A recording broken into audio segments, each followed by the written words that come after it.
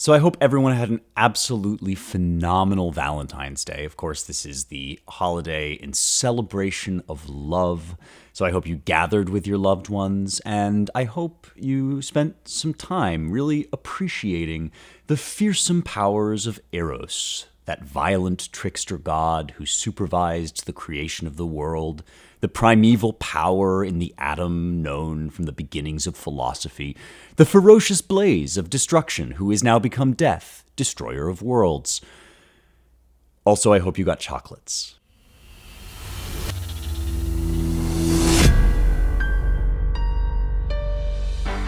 All right, we need to talk about love. I said last week that the Aeneid from here on out is going to be an interlocking series of war stories within love stories, within war stories, within love stories, kind of like a love-war inception extravaganza, Russian doll of stories about love within war and war within love and death and drama and desire and excitement and tragedy and disaster. And we're actually going to come to the end today of book one. We're going to complete the setup, Virgil's setup and our setup for this story. There's a lot to it. It's taken us kind of a while to get through book one because there's a lot of background information, a lot of things that Virgil is laying the groundwork for. And I wanted to draw your attention to some of the most famous passages, some of the passages that really set up this domino effect that's going to click now into place. Soon, that first book is going to end. We're going to finish that first book today, and with that, we will launch into the story of the fall of Troy, when Aeneas begins to tell his tale of how he escaped the destruction of his home city. But before we do that, we have to get one more setup in there, and that's the big one, the love affair of Dido and Aeneas, because, as I said, that is going to be the overarching drama of this first narrative. This is a war story, the story of the fall of Troy, that takes place within a love story, the doomed love story of Dido and Aeneas. And so that means that today we are going to meet one of literature's great villains. At least I think he's a villain in this part of the story, and that is Cupid, the guy that shows up on all the Valentine's Day cards with his adorable little wings and his cute baby face and his fun little heart-shaped arrows. And if you think about it for just a second, you might say, wait a minute, why is this guy always carrying a weapon? And the answer to that is Cupid, who is an ancient god, Eros, the god of love, the son of Venus, that is Aphrodite, that is goddess of love, that Cupid that we see on our Valentine's Day cards is much, much more than we let him on to be. We've kind of domesticated him, folded him into our commercial liturgical calendar, which is full of literary references and ancient Western ideas that we don't always notice or recognize, and Cupid is one of them. But we've domesticated him and we've made him cute because we have this idea about love that it's supposed to be gooey and romantic and chocolatey, and it gives you all those squishy butterfly feelings inside, and you see that girl across the room and you want to ask her out, but you don't know, and then you do, and it's great, and there's a kiss at the end of the movie, and then you get a box of chocolates. And that's sort of the Valentine's Day that we're familiar with. The ancient Greeks and Romans were also familiar with that idea about love. That's something that's been around forever. As long as there are people, there are squishy, gooey butterfly feelings, and it's one of the joys of life to have romantic love, puppy love, crushes, all of that stuff. So that's all present. In fact, it's often celebrated, or at least described in beautiful, lurid detail in the ancient Greek and Latin poetry that we've been talking about on this show. That's all there, but the Greeks and Romans were also a lot wiser about this than we are, I think. At least they were wiser than our commercial culture tends to be about love. They knew that it could feel great and that everything gets really fun and exciting and full of blushes and kisses at the beginning, but they also knew that there was a dark undercurrent to that force, which is the force that drives people together to create civilization. It can also be the force that is unleashed and let loose and becomes disordered and destroys civilization. And so Eros, the god of love, whom we know as Cupid, was one of the most potent, dangerous, ambiguous, complicated, destructive, and frightening gods that the ancient Greeks and Romans knew. And the Latin word here is amor, and that's where we get our word amorous. So the personification of Amor, or the god Amor, the god of love, the god that we represent as Cupid, as this innocent-looking babe, has a dark side, a shadow side to him, and a fearsome power that is not to be disrespected, that must be either brought to heel somehow, brought into a larger cosmic order, or else submitted to and totally allowed to destroy everything. And that's the power that we are dealing with here when Virgil introduces this character of love, of Cupid. So we're going to meet him. We're going to hear all about the background, the giant mythological background that's going into this, and we're going to find out the masterful way that Virgil incorporates both the gooey gushy love stuff and the end-of-the-world apocalyptic destruction stuff into the setup for this doomed, tragic romance. That's our subject today. But first, we got to talk about Field of Greens. Now, my listeners know I like to eat healthy. I like to stay in shape. Obviously, I'm kind of an egghead, read a lot of books, think about ideas, talk about ideas, but I don't just think you should be a brain in a jar. I also think you should live in the real world, and that means hitting the gym from time to time. It means eating right and taking care of yourself. It also means enjoying the finer things in life from time to time. I like to have my friends over on a Sunday and lay out a giant cheese board and drink a bunch of wine and have all the stuff that you're quote unquote not supposed to have on your diet. That's part of living in the real world and enjoying life too.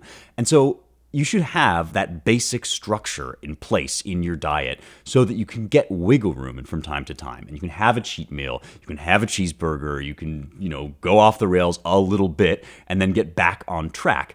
And that's what Field of Greens helps me to do. Field of Greens was created by doctors to be a daily glass of fruits and vegetables that just lays down that foundational structure in your diet. Each fruit and vegetable was doctor selected for a specific health benefit. There's a heart health group, lungs and kidney groups, metabolism, healthy weight. All of the things that you want to get out of a good diet are there, supported by Field of Greens. Energy, metabolism, weight management, all of that stuff. And it helps you to enjoy the rest of your life guilt-free. Only Field of Greens makes you this better health promise, which is that your doctor will notice your improved health after you use it daily, or your money back. I'm going to get you started with my special discount code. My cheat code is 20% off when you use the offer code Heretics, Heretics, at fieldofgreens.com. That's Heretics, Heretics, at fieldofgreens.com. Don't be a brain in a jar. Go out there, live life, enjoy life, have a cheese board from time to time. Use the offer code Heretics for 20% off at fieldofgreens.com.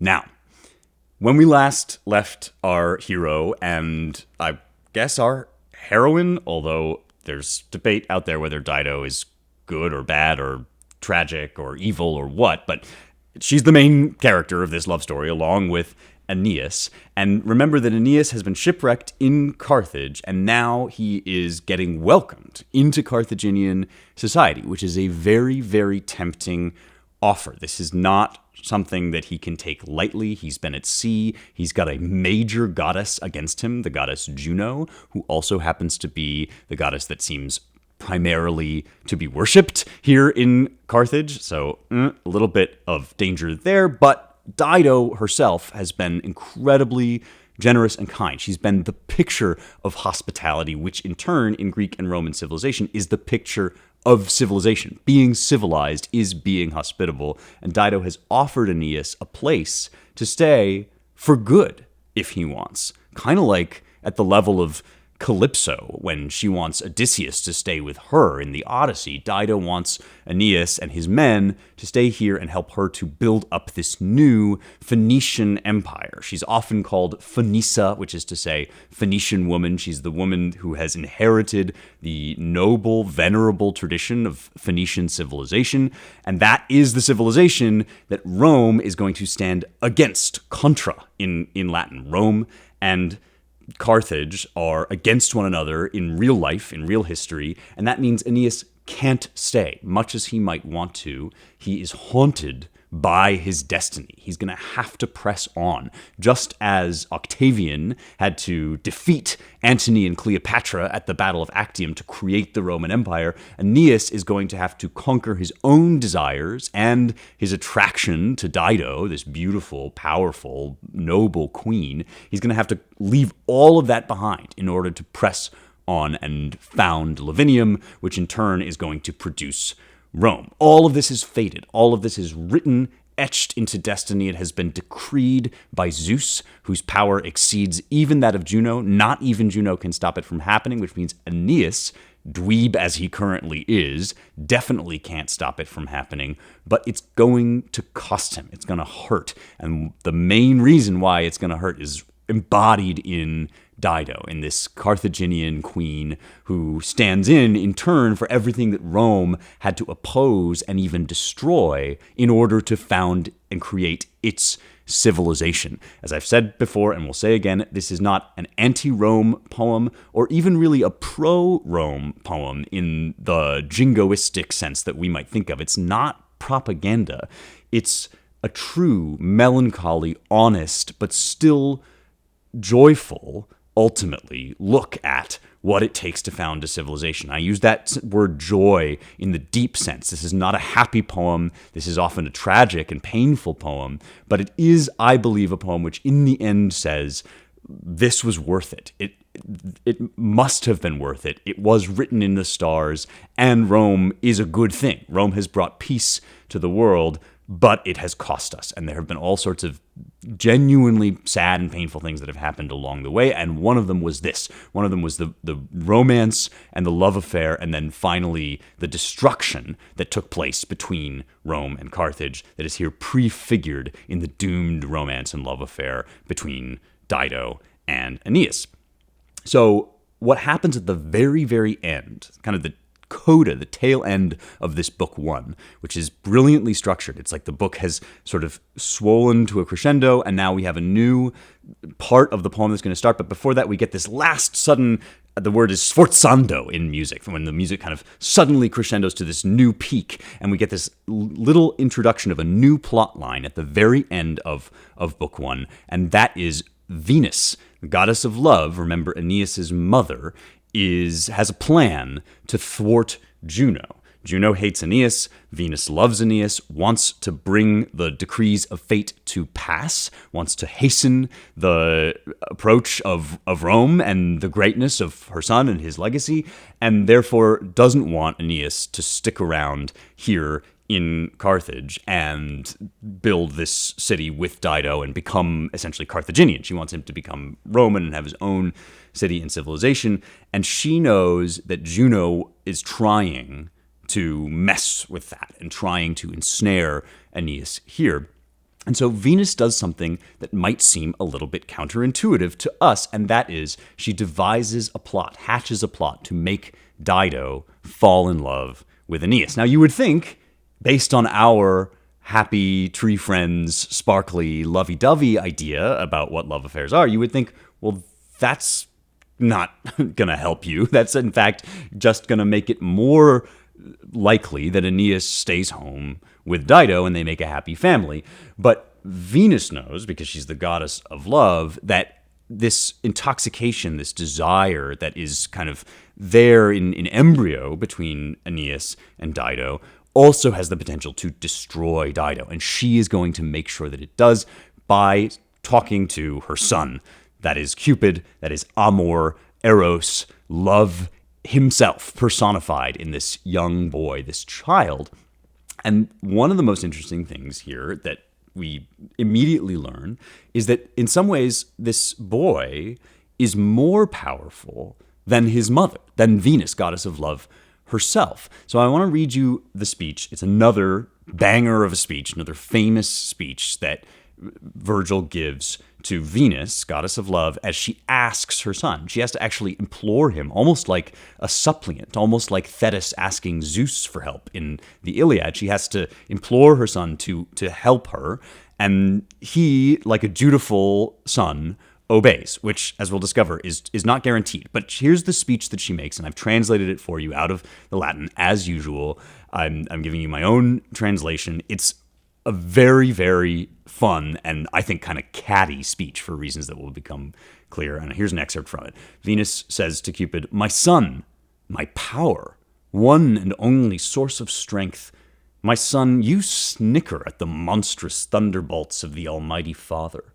I am begging you. I come to seek the shelter of your fearsome might. Your brother hurtles over every sea and shore. Aeneas feels the wrath of Juno, her injustice. As you know, since you have often grieved as I grieved, that Phoenician woman has him in her grasp. That Dido wants to keep him there with sweet, caressing words. And I'm in terror where it all might lead, this hospitality of Juno's. She's not one to let this pivotal occasion slip away. And so I mean to head off her maneuvering and cinch the queen within a ring of flame too strong for any godly power ever to undo. I'll get her in my grasp with overwhelming love for my Aeneas."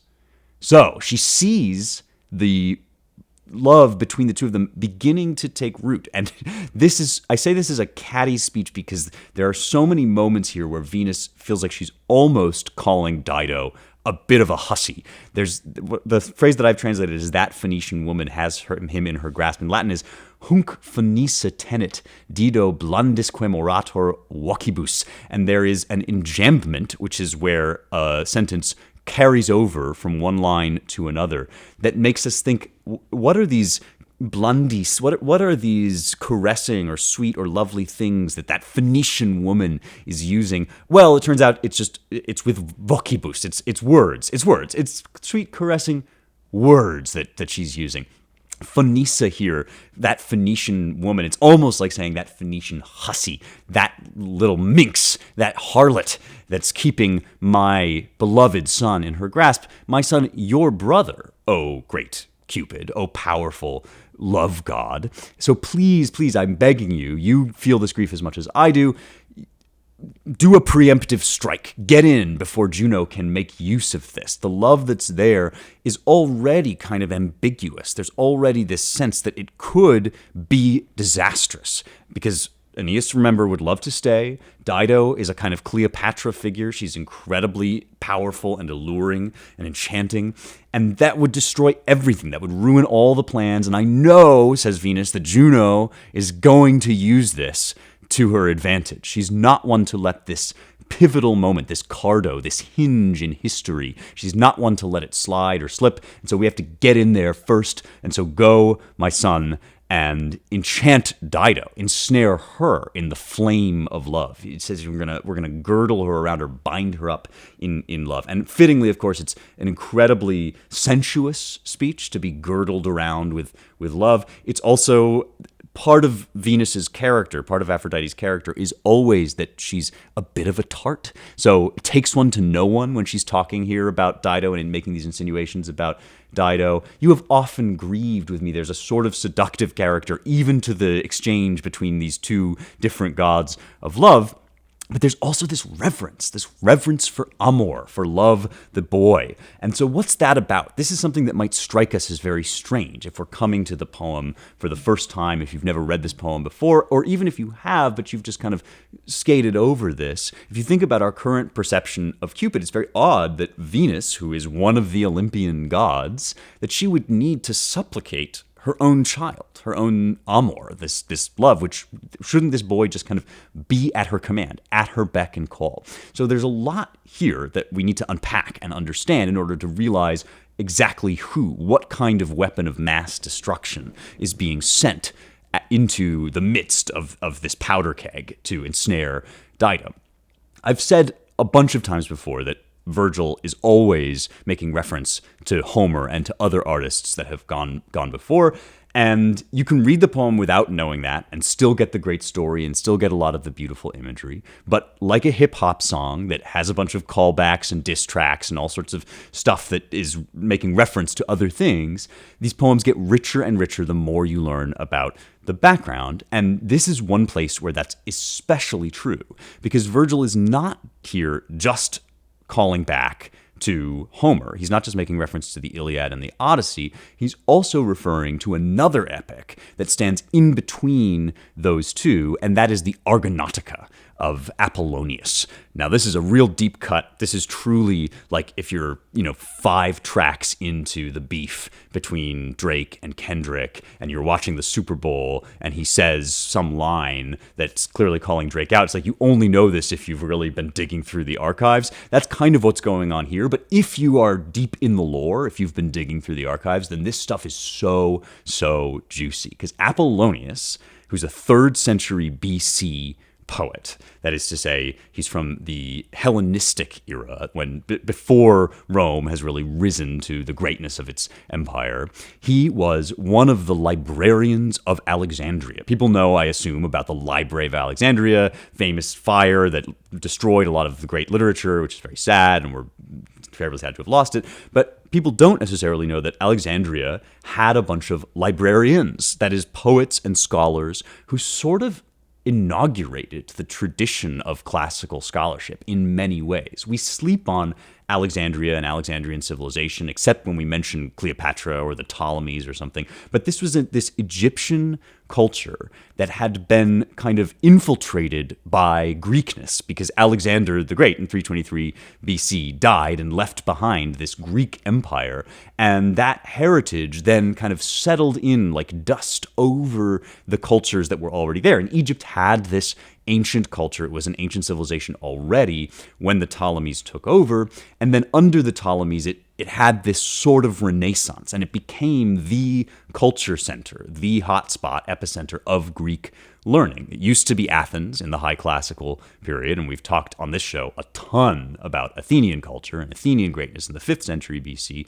Now we're on into the 3rd century BC, and we're in Alexandria. That's where Greek culture has gone. That's why the library is so famous. And the librarians were famous for cataloging all of the different poems that had been written and categorizing them by genre and coming up with all of these schemes that we still use to understand ancient literature. Even though a lot was lost, a lot of that still comes down to us, and a lot of that is due to the librarians. Apollonius, the Drake to his Kendrick, was Callimachus. And just like Drake and Kendrick, Callimachus and Apollonius had a famous beef, or at least that's what we're told. And this is just like hip-hop and rap culture in that it was extremely involved in a long tradition of disses and counter disses. And at this point, when you're in Alexandria with this big library collecting all of this stuff, all of this ancient material that's been around forever, there's now a huge corpus. There's a huge kind of archive of material to dig into. And so Hellenistic poetry in Alexandria, Alexandrian poetry, becomes incredibly intricate and referential and full of all these different links and callbacks and references. And Callimachus and Apollonius are kind of the masters of that form. And so Virgil here is digging up Callimachus and especially Apollonius as a way of participating in an epic tradition that has now become all about diss tracks and all about references and all about layering these references on top of one another.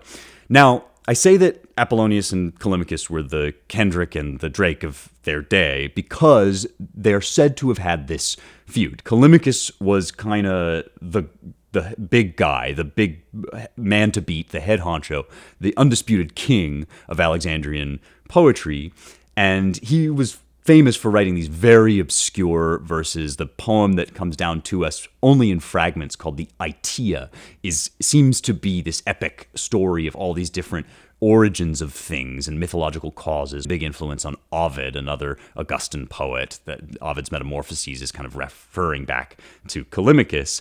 But Apollonius was like second gen, sort of up and comer, and was in some ways looked up to Callimachus as a mentor, and he had a different style that was more kind of like Virgil. It was the story of epic heroes and journeys and adventures, and the most famous one, because it comes down to us in large part, is the Argonautica, the story of Jason and the Argonauts, which if you ever watched the old like stop motion kind of monster movie version of this, that goes back to Apollonius of Rhodes. And so Apollonius is all about Jason and heroic ventures, still very ironic, still very witty, still very almost like postmodern or something, but he's telling kind of an old heroic story in the old mode. And it's said that Callimachus wrote a kind of diss track about Apollonius. He wrote, quote, "a poem distinguished for its obscurity and abuse." And if that is not a description of the song that Kendrick performed that probably dissed Drake at the Super Bowl, I don't know what is. Distinguished for its obscurity and abuse. So some of this stuff goes right back to the origins of art in the West, and that's what happens between Callimachus and Apollonius.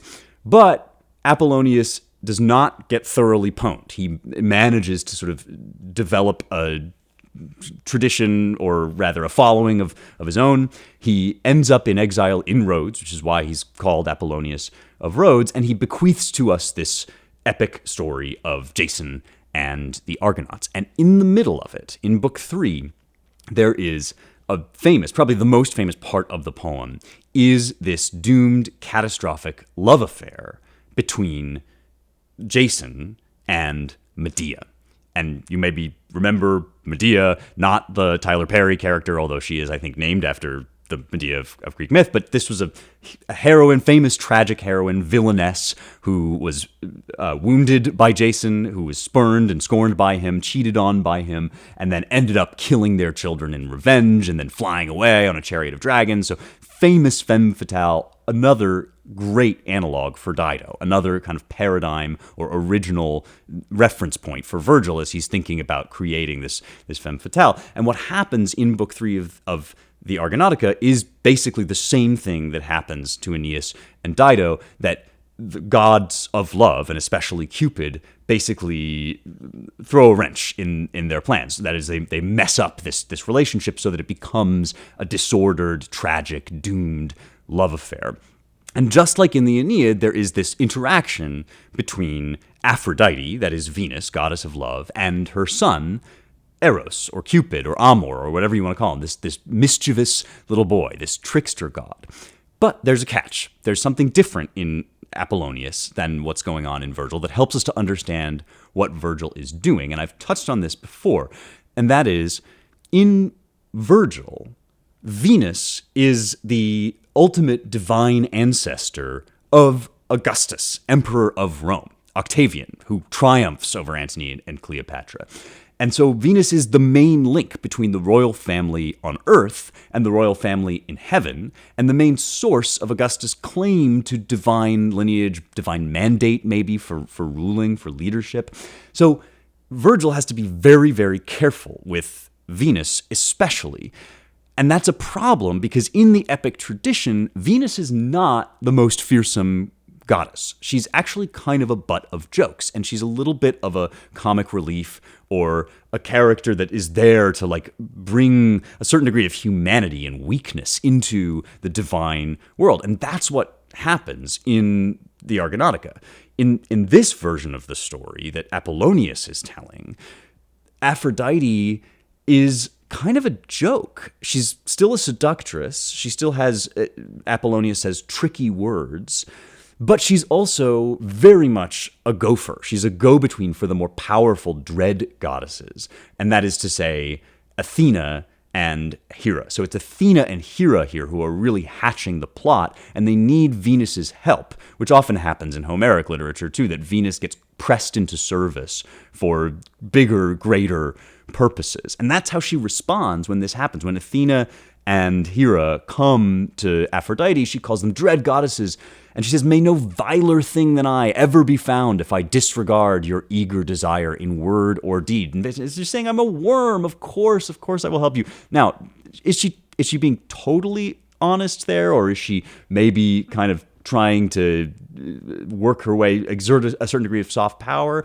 There's some cool ambiguity going on in Apollonius, but this is a very, very different Venus than we get in the person of this goddess who disguises herself as a huntress and meets with Aeneas, and she's this enigmatic figure, and she has much more of the authority that goddesses like Hera and Athena have in earlier poetry. In fact, she's kind of a match. Venus is kind of a match for Juno in the Aeneid.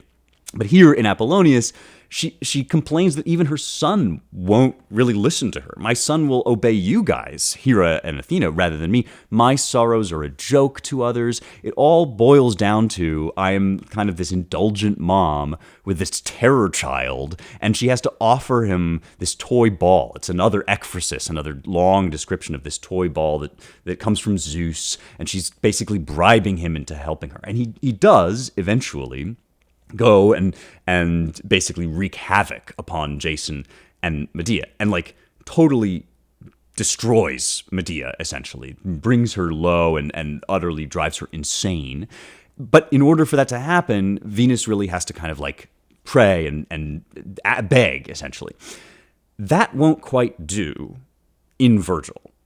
Not with Augustus listening. With Augustus listening, Venus has to be a little bit nobler than that, but you still have this older tradition in mind when Venus comes to Cupid and says, you are my power. That is to say, I rely on you for my power. You have a kind of strength and authority, and I rely on you for that. So this is like Virgil sort of sneaking that in, giving us the reference to Apollonius, and just gesturing at the idea that in the epic tradition, Venus never stands on her own. She has this son, Eros, that is erotic force, that kind of does her bidding. And she addresses him that way. She says, Nate mei vires, that is, son, my power. You are my source of strength, my only source of strength. But you snicker at the monstrous thunderbolts of the Almighty Father. So very clever on Virgil's part here. He's saying, yes, Venus does rely on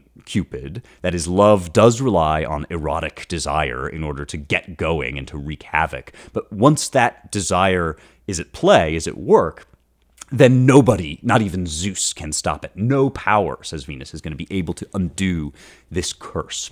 And so, unlike in Apollonius, Cupid here is kind of a dutiful son. In fact, this is one of the ways in which this Virgil's poem, the Aeneid, is thoroughly Roman. If Apollonius is sort of cheeky and he's displaying this relationship where the son has to be bribed or teased and offered this toy, this bauble, and the mother really has no power, here there's this Roman idea of filial piety. That is to say, you obey your parents. And Cupid kind of is a good Roman son, and he obeys his mother, so his mother has, by extension, control over this vast power. This source of strength is not out of her control in the way that it is in Apollonius, and Virgil means to show us that. He's saying, now my goddess Venus, my Venus is stronger than your Aphrodite, and in fact she is a mother of kings. She is the sort of queen mother, and in some ways she stands, I make this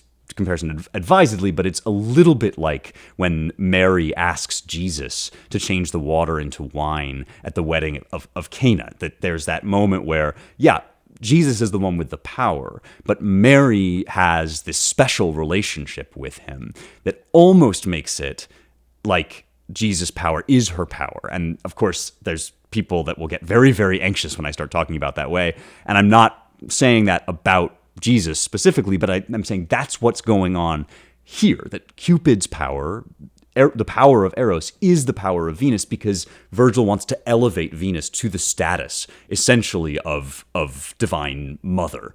And that's how this works, and that's why she's able to kind of come with this scheming ploy to her son and rely upon her son as almost an instrument of her own power, an extension of her own power.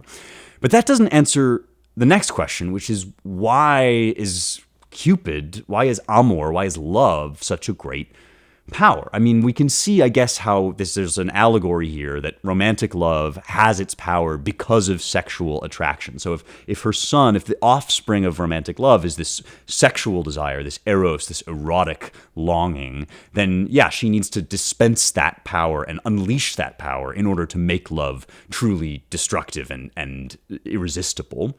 That's definitely something that's going on here. But underneath that, at another level, there's a philosophical claim or a theological claim being made about the power of love, as Huey Lewis might say. That this is not just the lust of your flesh, although it is that. Another modern idea that we have is that erotic love is just a physical thing. It happens to be very powerful, but it's just this physical desire. It's just a kind of motion of hormones through the body. It's just a discharge of fluids, however you want to put it. Not so in ancient philosophy and theology. That idea was available. We find it, for instance, in Plato's Symposium. There's a doctor who basically says, yeah, love is just this physical force, the same way that that motivates all sorts of physical interactions. It's just the sort of human version of this larger set of physical appetites and impulses. But there's a much deeper and wider claim going on that those physical impulses, that lust you feel, that desire you feel, is the physical ripple on the surface of a profound charge or force that runs through all of creation. So all the sappy puppy dog eye stuff and all the desire and all of the heat of physical attraction is sort of viewed as the offshoot of a much, much deeper subterranean, oceanic depth of longing and motion that in some versions, in some tellings, creates the whole world. And so the reason love, or Eros, or Cupid, is such a powerful force, and why even the gods have to respect him, is because he might be older in some sense than the gods. Yes, he's eternally young. Yes, he's a boy, but he also goes deep into the heart of existence as one of the forces, one of the primary forces that rules the world. And we know this in part because of another epic poet, Hesiod. So we've talked about Homer. Now we've talked about Apollonius of Rhodes. Hesiod is closer to Homer's day than to Apollonius' day. So he's one of the original epic poets. So closer to the 8th century BC or thereabouts. And one of his most famous poems is the Theogony, which is the story of how all the gods were created and how everything came into existence. It begins with this grand invocation to the muses, and then it tells us this creation myth, this story about the origins of the world.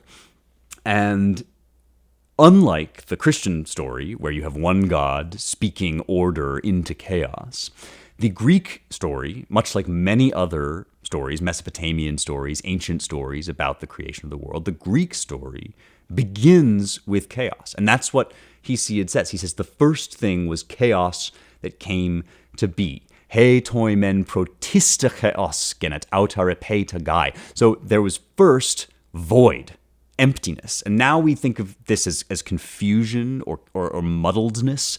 But the word chaos in Greek really literally just means emptiness, nothingness, void. This is also kind of how the Enuma Elish begins, the great Sumerian and Mesopotamian creation epic. Gives us this story that the skies and the heavens had no names, that there was a certain emptiness at the basis of all things, which is the opposite of the Genesis story, right? The Genesis story tells us there was something, and then that something created the kind of raw potential tohu vabohu, the formlessness and void, that was then shaped and formed like clay into existence.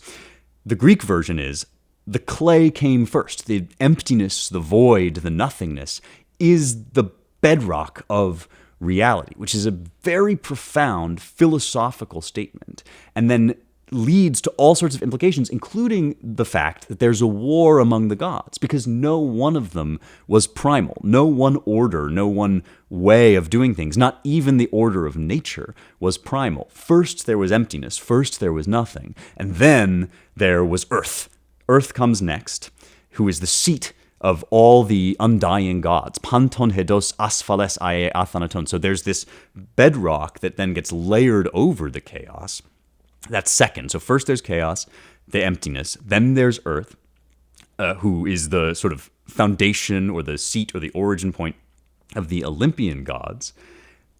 Then there was dim Tartarus in the depth of the wide-pathed Earth. And then there was Eros. Then there was love. Love is one of the very, very first things that comes out of this emptiness and chaos. And philosophers in ancient Greece used to talk about what that might mean, what this impulse or this idea was. And one of the things they said is that Eros, the most beautiful, Hesiod calls him among the deathless gods, Eros is the kind of principle of attraction that drives things together. If you have this chaotic emptiness and then the earth, then the next thing is, well, how is there motion? How does anything move? And the answer is Eros. The answer is love. And Empedocles was famous for talking about this because he had this theory of the elements, right? That there were these four elements: fire, air, earth, and water. And then there was love that bound them and drew them together, and this erotic attraction.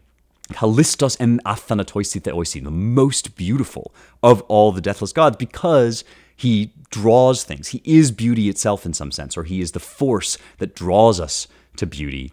But he is also lucimeles, that is, he unnerves the limbs, or he literally unties the organization of the body, overcomes the mind. Enstethesin on kai epiphrone bulen. He overcomes the mind and the wise counsels of gods and men. Love drives you crazy. So this is the God with the power to bind and to loose. This is the primal motive force at the basis of all reality, according to one version of Greek theology and philosophy. And therefore, this is the love that forces us together, clashes us together, and if we're not careful, draws us apart, that tears us to shreds, because it is the prime power that moves all things. Now, a version of this idea was later baptized by Christian theology, interestingly enough. We've talked before about how Christianity kind of looks at all this jumble of pagan myths and says, now some of this is all just garbage and nonsense, but some of this was a sort of hint of the truth. And we get this idea of love at the basis of all things, of course, repurposed and transformed in the Christian tradition with the idea that God is love. So it wasn't that chaos came first, but actually that love itself is at the basis of all things. And in, for example, Dante, the picture of the world is, all of existence moves because of this force, this power of love and attraction. That's why fire moves up. That's why stones fall down. That's why human beings come together and form communities. It's all one thing. It's all one force of love. Christians think that love is the principle or the attribute of one mind. The Greeks thought that this was one of the primal forces that first moved into chaos and was at war with all these other gods, and in some senses could overpower those gods. And so this was a vision of the world that we can kind of recognize. We can understand the idea that there's a principle moving through nature which draws things together and tears them apart, creates and destroys. But it's also very foreign to us to think that principle, even the natural force of love, is only one among a variety of competing forces. And so that's what's going on here. But love in that space, in that spectrum of powers, is incredibly formidable. It might be the most powerful. It's certainly pre-Olympian. That is to say, it's deeper even than the order of justice imposed by Zeus, which might be why Cupid, or love, or amor, can defy Zeus, can snort or sniff and mock at the thunderbolts of Zeus, is because he goes before, in some sense. He comes before even though he comes after. And there's all sorts of speculations in the philosophical tradition about this allegory of love as a kind of primal moving force. Not for nothing, but that allegory was recovered by none other than Francis Bacon. Bacon loved to hearken back to these philosophical interpretations of the ancient Greek myths. And of course, Bacon was one of the pioneers of modern science, and he was rediscovering this idea that all of nature is sort of motivated by certain primal forces or movements. And all of this comes up in Bacon's writings when he talks about Cupid. He says Cupid is an allegory, a fable that pierces deep, and it stands in for, love or Eros or Cupid stands in for the primeval motion of the atom, which at that point is becoming kind of the god of the natural world. If you want to learn all about this, by the way, you can check out a book called Light of the Mind, Light of the World by Spencer Clavin. See what I did there? On Amazon, wherever you get your books, or on Audible if you like listening to me talk, you can get this book, and I talk a lot about this in the middle chapters of that book, because it's a very important shift in the modern world back to this ancient idea of erotic love, not simply as a physical force, but as this sort of primal power that moves the world. It's always somewhere in the Western mind is this idea the debate throughout history has been whether that love is itself kind of one among a number of competing forces within the chaos, or whether that love has an order and a reason that arises out of a single mind. And Bacon kind of goes back to this Greek idea that there's an erotic force moving through the natural world that draws atoms even to one another, and therefore is expressed at a higher order by our feelings and our passions and our longings and our desires. But all of that is there in the ancient tradition, in the lore and in the myths and in the poetry and in the stories that Virgil is evoking here. We get a big survey of it in Cicero's On the Nature of the Gods, which we don't really have time to go into, but send me a mailbag question if you're interested in, Cicero has some very interesting comments on how all of this works. But just suffice to say that from the beginning of Greek mythology and Greek epic poetry, there was a very sophisticated awareness that this god of love, even if in the allegories he appeared as the son or the child of Venus, really was a primal moving force. And Venus, in some sense, romantic love relies upon this deeper primal force of attraction and desire that threads through all of creation. And what Virgil does here is he places that power, that earth-shattering, creating and destroying power, completely at the disposal of Venus, Aphrodite, who is no longer the flibbertigibbet that we meet in Apollonius of Rhodes. No, now she is dignified to the level almost of mother of God. She has a role akin to that of Mary in the Gospels, or even more than that of Mary in the Gospels, in that she, by extension, the power of erotic love is hers. And Virgil is doing this so that he can rescue the ridiculous Aphrodite and make her into the dignified Venus that Augustus won't mind seeing portrayed as his divine ancestor. All extraordinarily intricate and clever and delicate, all relying on centuries of diss tracks, but all of it under the surface of this awesome story, this compelling narrative about the doomed love affair that is about to take place. And that gives the flavor and the character that we get, even if we don't know any of that stuff. You still feel as Venus is sending Amor, sending love, sending Cupid down to mess with the heads of Aeneas and Dido, especially Dido, who's going to become this new deranged Medea, who's now going to fall from her heights. We get that menace present in this sense of love as the creating and destroying force beneath all things. There's a passage in Plato's Symposium in which Socrates tells a story via Diotima, the sage woman that he learned from. He tells this story that depicts love not as the child of Venus, but actually as the child of needing and having. It's this kind of blend of wanting and having at the same time. You possess something that you love, but you also desire to possess it. And so Penia and Poros, these two entities, anthropomorphized gods, want and possession are combined in love. And we get that here in the figure of Amor, who descends now to inflame Dido. And inflame is the right word, of course, because that's the desire that she has is this flame that's kind of burning her up inside, that awakens all of these old feelings and kind of allures her into this doomed and tragic relationship with Aeneas, which is meant to destroy her from the beginning. Nothing up to this point has been specifically aimed at Dido. There's been a kind of natural progression. She's sort of made friends with. Maybe there's been some chemistry with her and Aeneas, but now she's going to be destroyed by her unbridled love and the flame of that love. So what happens, the master plan is, Venus asks Cupid, Amor, to disguise himself as Ascanius.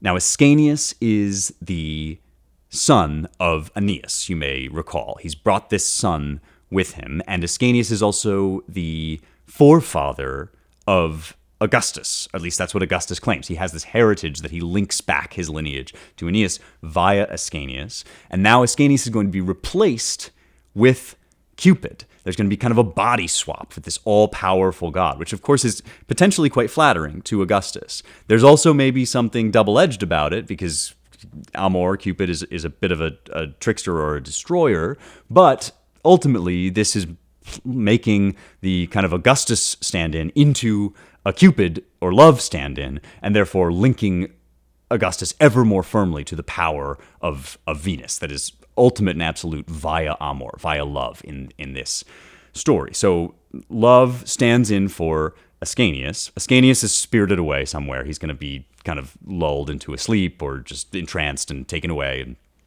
he's going to spend some time with grandma, basically. Venus is going to take him away and probably fondle him and cherish him and give him all the nice sweets and cookies that you always got when you went to grandma's house.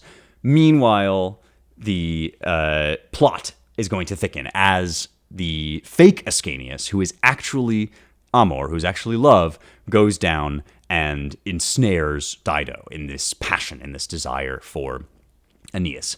Now, Cupid itself, the name Cupid, means desire. And so that's the personified erotic desire that's being kind of placed here in the midst of these unsuspecting mortals as they get to know one another. So here's another passage that I'm translating again from the Latin, and it describes wonderfully and I think very heartbreakingly the doom of Dido as it sets in. I find this really piteous. I'm not one of those people that thinks Dido is just constantly in the wrong. I genuinely feel for her, and I think Virgil does some things in this passage that are meant to make us feel for her as a victim of fate, as kind of one of the casualties of the greatness of Rome, of which there are many, and this is one.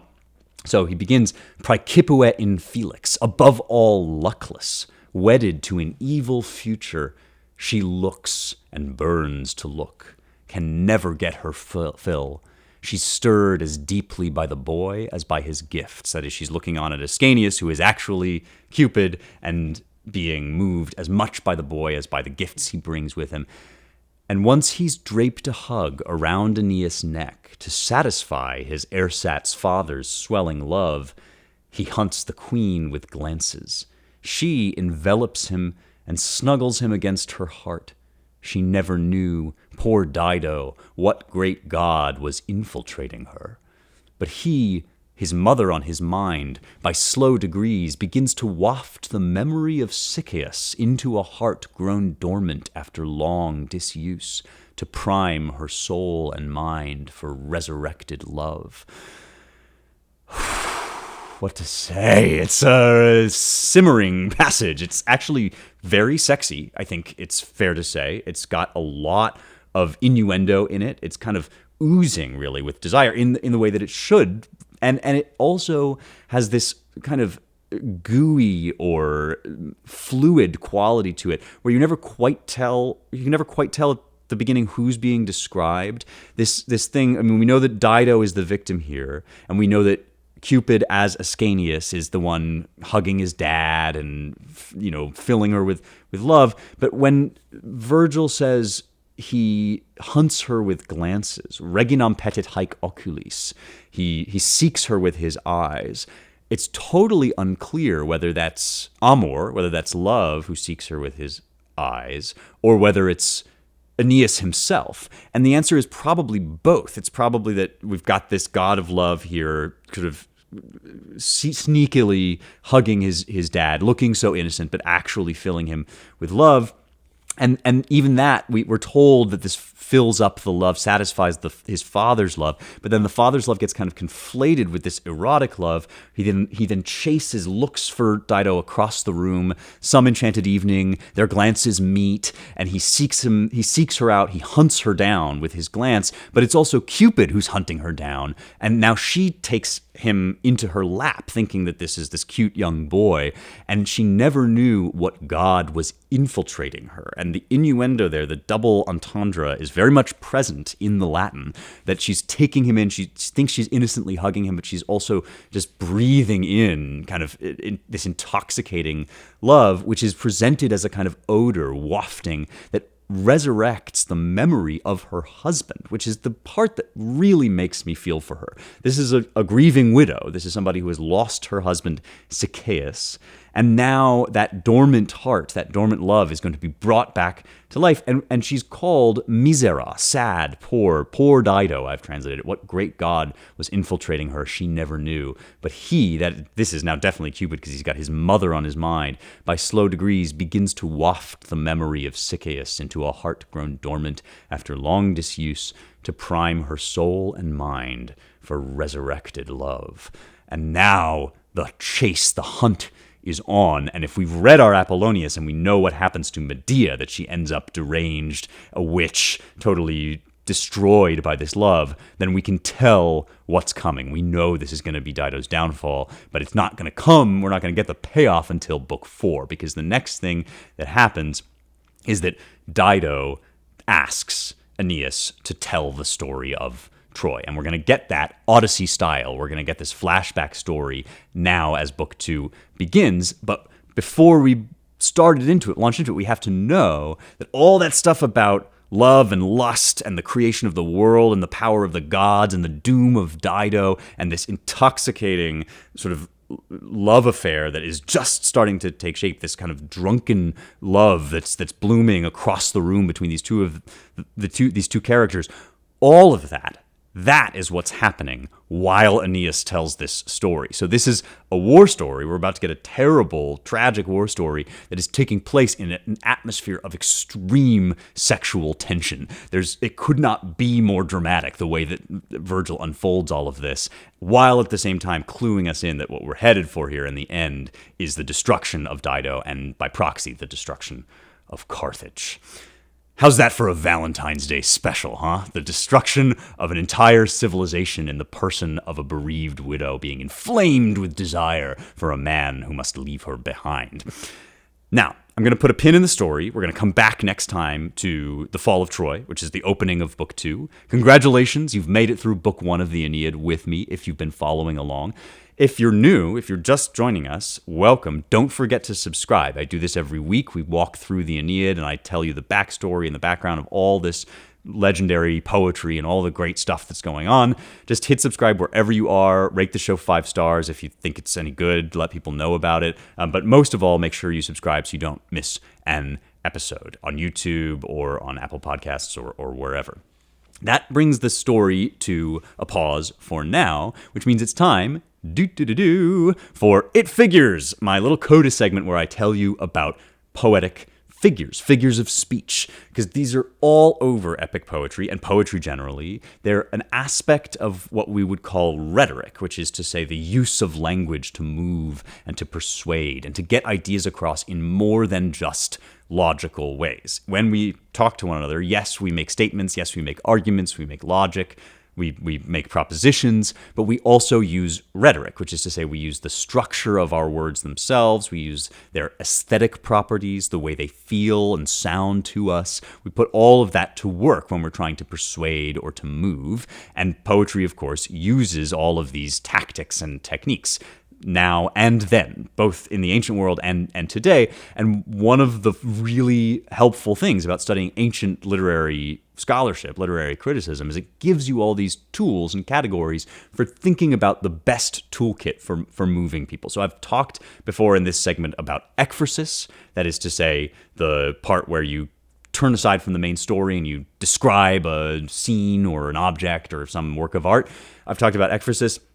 I've talked about chiasmus, which is that ABBA structure, either of the narrative in ring composition or of the line of poetry with words. You can go back and listen to the old episodes if you're interested in those. Now I want to talk to you about anaphora and epithets. So anaphora is in some ways the simplest and the easiest of the figures of speech to learn, because it's just repetition. It's just saying things several times. And we all know that repetition can have rhetorical effect. We will fight in the air. We will fight in the beaches. We will fight in the trenches. That's anaphora in Winston Churchill's speech. And so when you emphasize something again and again and again, famously Winston Churchill meant to insist upon it. That's one use of anaphora. That's classic repetition.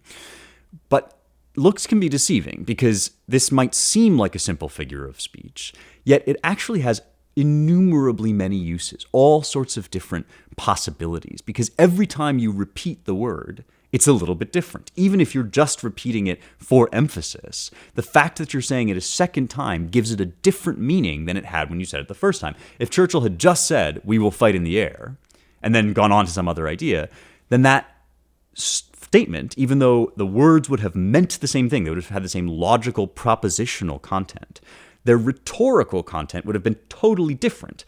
once he repeats it, then even that first statement, we will fight in the air, we will fight in the beaches, now the first we will fight in the air takes on a new character. And so one of the things that anaphora does is it layers on meaning upon meaning every time you repeat something.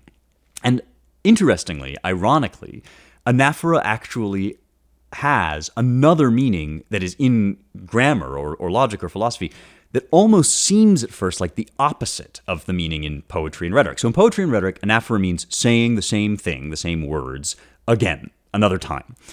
In grammar, anaphora means repeating the same idea using different words. And so pronouns, for example, are often anaphora. John went down to the beach. He sat down by the shore. He, in this grammatical sense, is anaphora, even though it's not repeating John. I'm saying he so that I don't have to repeat John, because he, the pronoun, is standing in for reiterating that idea of John. Now, why are these two things called the same name in a different context? Well, the answer has to do with the underlying meaning that both of these figures of speech have in common. And it's expressed by the Greek name. The Greek name anaphora means a carrying back. That is, evoking the mind, carrying the mind back to an earlier idea that you had already introduced. So maybe the best modern translation of anaphora is it's a callback. It's a throwback, right? It's when Drake gives you the word at the end of the line that brings back that idea from the beginning of the song. Or it's when you are having this funny conversation with your friends and you get this inside joke and then you're like, yeah, remember the 7 times that happened? And you're like, oh, right, yeah, and like a totally forgotten part of the conversation or even something from our shared communal history, that comes back again now, and it's funny to have that shared inside joke. A callback is anaphora, and anaphora is a callback. So we had an example of this in the poetic sense, that is the repeated word, the rhetorical repeated word, at the very beginning of the first passage that I read, and I preserved it in my translation. We had Venus says to Amor, to love, to Cupid, my son, my power, one and only source of strength, my son, you snicker at the monstrous thunderbolts of the Almighty Father. Nate, both times beginning the line, nate mea vires, mea magna potentia solus, nate patris sumi qui tella Teufonia temnis.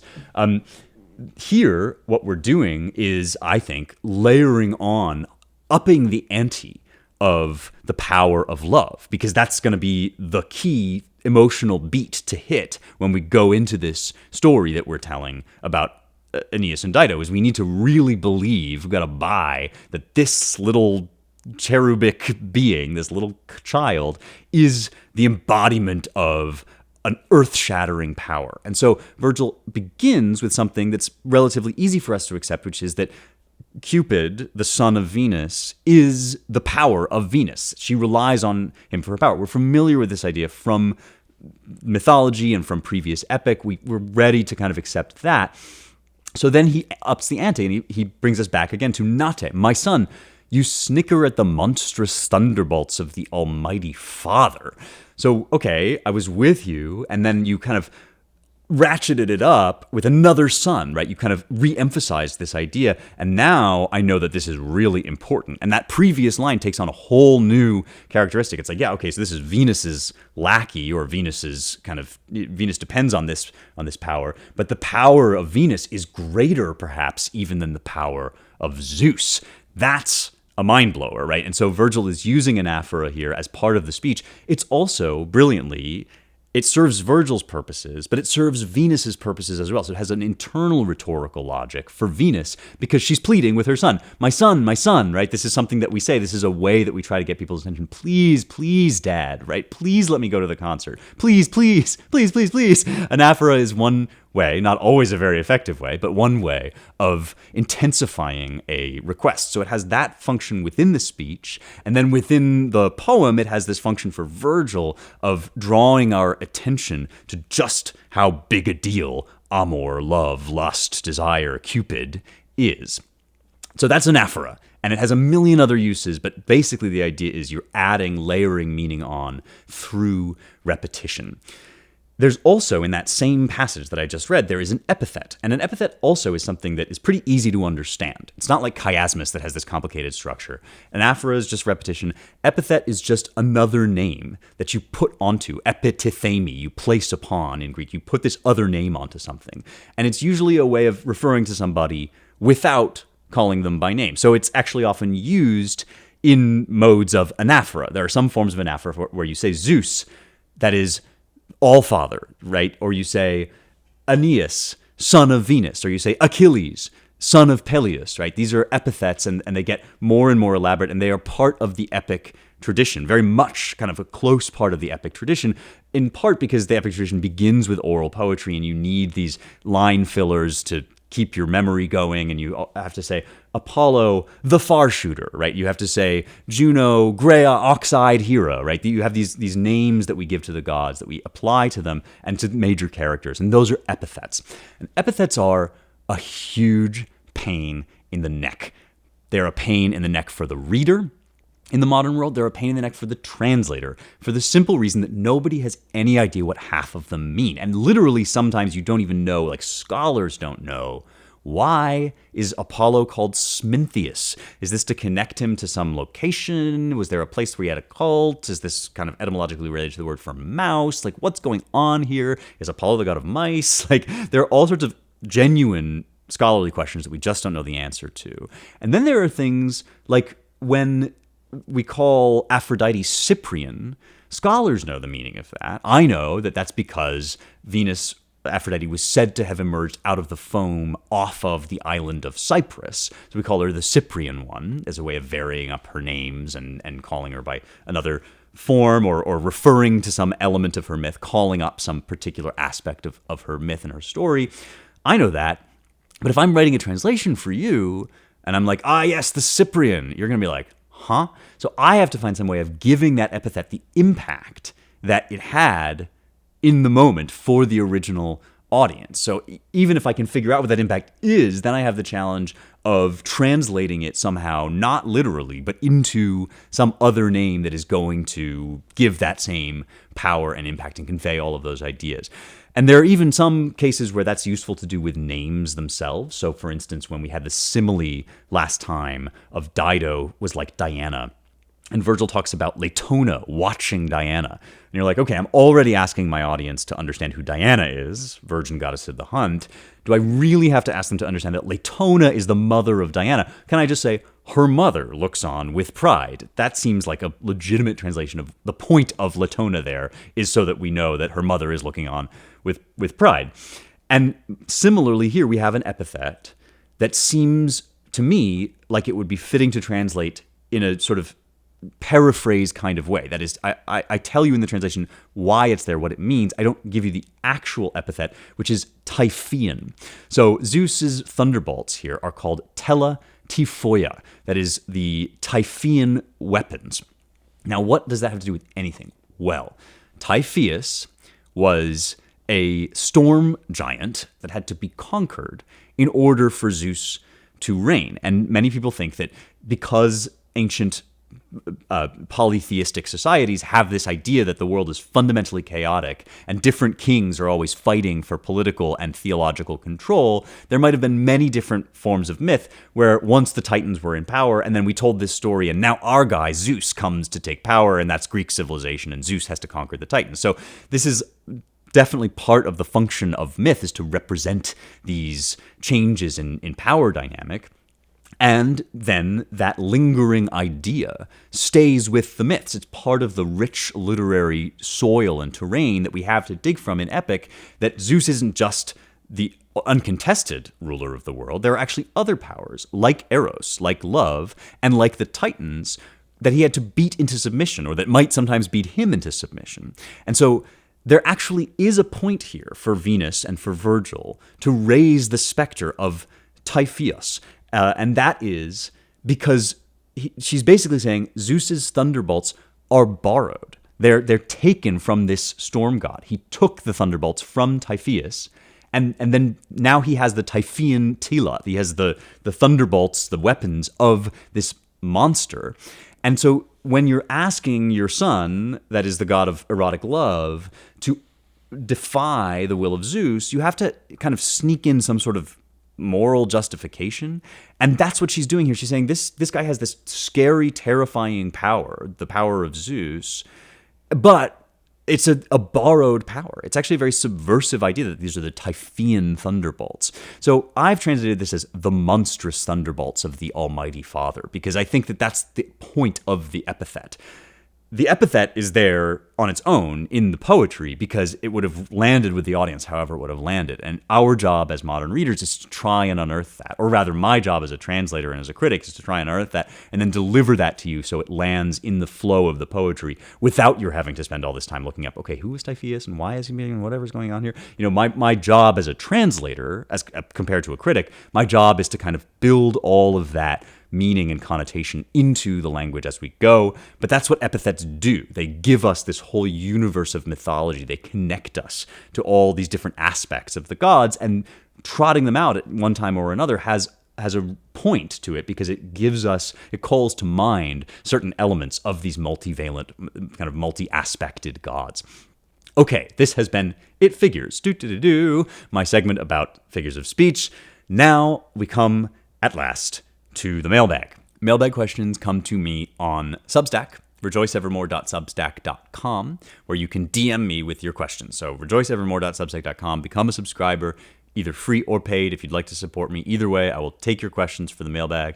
Can't answer them all, I'm afraid, but I do keep a log. So if you ask a question, wait for a while because it might take some time to get up here into the show.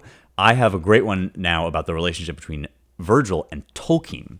So Zachary writes, while listening to the latest Young Heretics, I made some interesting connections. When you mentioned ekphrasis, I, as a huge Tolkien fan, thought about his use of that device. Yeah, there's a ton of ekphrasis. Some might say quite a bit, maybe too much. There's a lot of ekphrasis, especially in Fellowship of the Rings, where Tolkien will tell you, build the world. And actually, it's not too much, in my opinion, because Tolkien is creating this whole imaginary world using ekphrastic devices, telling you about the woods, telling you about the place where the dwarves live or the land of the elves and all of that.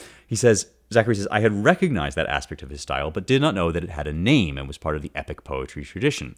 I know that Tolkien was a student of the epics and influenced by them. While I was thinking about this, you continued on to describe Virgil's allusions to the Odyssey. This also brought to mind Tolkien's use of allusion and reference. I would like to hear your thoughts on Tolkien and his interaction with the tradition of epic poetry. Would you count The Lord of the Rings as an epic? Okay, great. So you're totally onto something, and basically every figure of speech I put in here is going to have an analog somewhere in the Lord of the Rings trilogy, or any great work of literature, but especially Lord of the Rings is full of all this stuff, full of epithets. All the characters have epithets, basically, or all the main ones have these epithets that tell you, the king in the east, or the ranger, the rider. All of these names are epithets. There's certainly anaphora all over the place. There's chiasmus in the rhythms of the structures. There's ring composition. There's all of this stuff. And yes, Tolkien had a translation of Beowulf, the Old English epic. He read deeply in epic literature. He knew all of the stuff that we talk about here, and he certainly put it to use in Lord of the Rings. All of that is, I hesitate to say conscious, because great artists and in general great literary scholars don't always think about this stuff. They just read so much that it gets into their bones, and that influence pervades them as they write. And that goes for Virgil too, by the way, that he's not always thinking the way I'm talking. When I explain these things, I'm going word by word and I'm picking it all apart and I'm dissecting it and saying this part refers to that. And some of that Virgil certainly did, and Tolkien does it too, but some of it just comes out of you as you start to become more and more familiar, as it becomes part of your thought world. So Tolkien had this epic imagination. He had the great tales and legends and the Norse sagas and Beowulf and Homer and everybody in his bones, in his atmosphere, in his thought world, and he was able then to kind of reproduce and recreate it.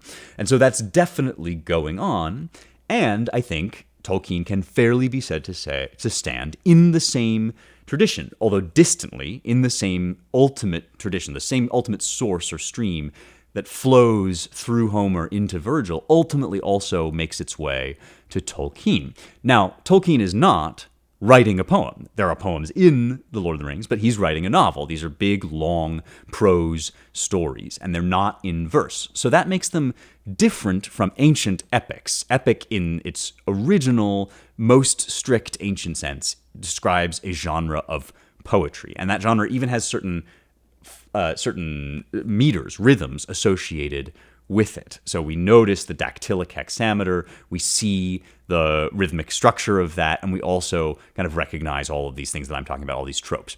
Tolkien is no longer writing epic in that literary sense. That is, he's not writing the kind of epic that Milton, say, is writing, right? But if you go deeper than that and you say, well, okay, so the poetry is the form is the poem, but what's the content? What's being gotten across? The answer really is that this is a tale. And in fact, the word epic originally comes from the Greek word epos, which just means tale, spoken thing. It's related to the word apain, which in Greek means to say or to speak. And so these are the stories you tell around the campfire, the grand stories, adventure stories of heroes. And in that sense, Tolkien is absolutely participating in the epic tradition on a larger scale. In fact, I would say he's almost imagining himself telling you the story. C.S. Lewis, one of his dear friends, wrote in his advice for writers, he said, you should write for the ear, not for the eye. You're always listening to this sound in your head. And that's kind of what's going on in Lord of the Rings, is we're getting a written representation of oral storytelling, which is the kind of thing that Lewis defines as secondary epic. So we're several steps down the tradition. We're many generations, many centuries away from Virgil, who in turn is many centuries away from Homer. But at the source, the wellspring of that is that original idea of epic as the grand adventure story told to friends and listeners around the campfire. So it comes in a different literary form. It's not a poem, but it does have epic characteristics and consciously epic characteristics, which is why we say, even today, bro, Lord of the Rings is so epic. Or we say, like, that snowboard wipeout was so epic. It's because we're saying that's the kind of thing you would tell a grand story about around the fire. If somebody is like making this incredible breakthrough, or he totally eats it on the ski slopes or whatever, and we're like, that was epic. What we mean is, like, I'm going to tell that story, and I'm going to try to tell it in the most exciting, thrilling way possible. And the ways of telling those stories in the most elevated, exciting, thrilling ways are the ways of epic. They are the literary form that eventually gets developed around that fundamentally human impulse to tell great adventure stories. Okay, I hope that was fun for you. That was really fun for me. And this whole discussion, this whole epic series just continues to be, well, kind of epic for me to do. So thank you for giving me the opportunity to do it. Don't forget to rate, review, share, subscribe, let people know, write in with your questions, with any requests you have, as we move on next time to Book 2 for more truth, beauty, and the stuff that matters.